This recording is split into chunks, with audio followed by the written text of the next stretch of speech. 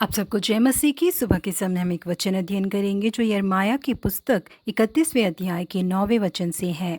मैं उन्हें नदियों के किनारे किनारे से और ऐसे चौरस मार्ग से ले जाऊंगा जिससे वे ठोकर ना खाने पाएंगे। उत्तरी कैरोलिना के एक द्वीप में नागास हेड नाम का एक गांव है। 1800 के दौरान रेकर्स नाम के समुद्री लुटेरे वहां रहते थे।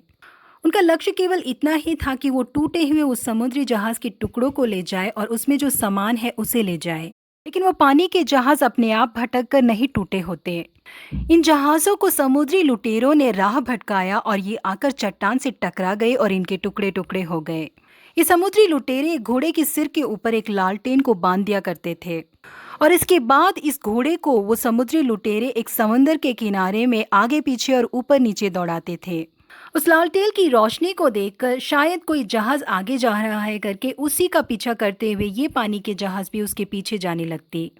अंत में वो पानी के जहाज जाकर एक चट्टान पर टकराकर पूरी तरह से टूटकर बिखर जाते हैं।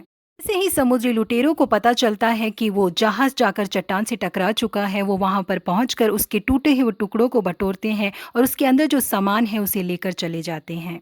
उन समुद्री लुटेरों के लिए जहाजों को नुकसान पहुंचाना ही बहुत बड़ा काम था। आज भी सैलानी जब नाग्स हेड के इस गांव में घूमने जाते हैं तो वो देख सकते हैं कि वहां के घर टूटे हुए जहाजों के टुकड़ों से बनाए हुए हैं।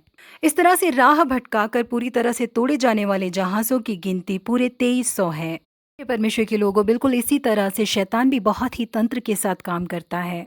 जिन लोगों को परमेश्वर सही राह पर चलाते हैं उन्हें राह भटकाकर उनका सर्वनाश करना चाहता है वो। जब यीशु मसीह का जन्म हुआ था उस समय पूरब देश से ज्योतिषी उन्हें मिलने आए थे। लोगों को एक तारे ने बिल्कुल सही मार्ग दिखाया। उसे देखते हुए वो बिल्कुल भटके बिना सही राह पर चलते आए।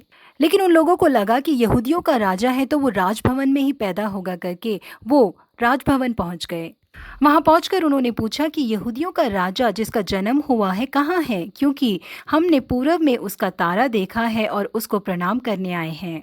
लेकिन हेरोदस को लगा कि मेरे मुकाबले में एक और राजा कैसे हो सकता है।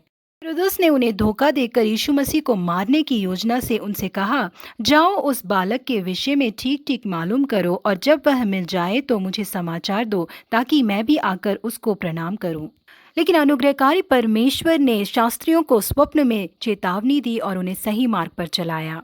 जी हाँ प्रिय परमेश्वर के लोगों, शैतान हमेशा हमें धोखा देने वाला है।